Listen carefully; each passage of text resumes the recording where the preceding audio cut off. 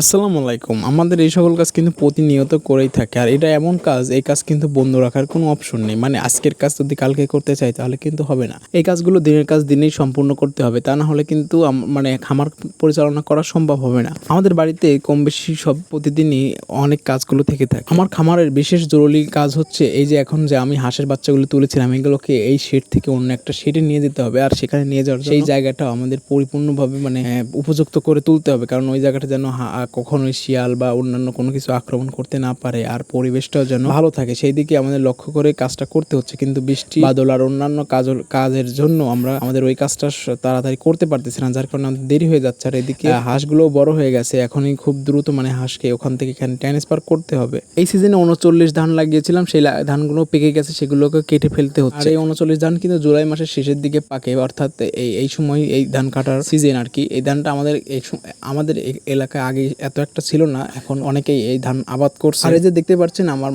মূলত ওই হাঁসের যে শেড আমি তৈরি করতেছি, এগুলো সম্পূর্ণ আমার নিজের হাতে। আর মানে এখানে আমি কোনো যে বেশি টাকা কোনো ইনভেস্ট যাতে না হয় সেই দিকটা লক্ষ্য রেখে বাড়িতে নিজের মানে কোথায় নিজের যা কিছু আছে তাই দিয়ে আমি কিন্তু এই কাজটা সম্পূর্ণ করার চেষ্টা করছি। আর এখানে এখন অনেক কাজ বাকি আছে, মানে মাথার উপর দিয়ে তিরপল দিতে হবে, মানে ছাউনি দিতে হবে যাতে বৃষ্টির পানি না পড়ে। আবার এখানে অনেক মাটি ফেলাতে হবে, মাটি ফেলে একটু উঁচু করতে হবে, আর চারপাশে আরো সুন্দর করে নেট দিয়ে ঘিরতে হবে। আপনাদের সকলের কাছে দোয়া চাই আল্লাহ যেন আমার এই কাজের উপর বরকত দেয়, আমি যেন এই কাজের উপর সফল হতে পারি আর আমার স্বপ্নগুলোকে যেন বাস্তবায়ন করতে পারি ইনশাল্লাহ। সেই পর্যন্ত ভালো থাকুন, সুস্থ থাকুন। আর আমার এই ভিডিওগুলো দেখে যারা অনুপ্রাণিত হন তারা অবশ্যই কমেন্টে জানাবেন। ধন্যবাদ সবাইকে।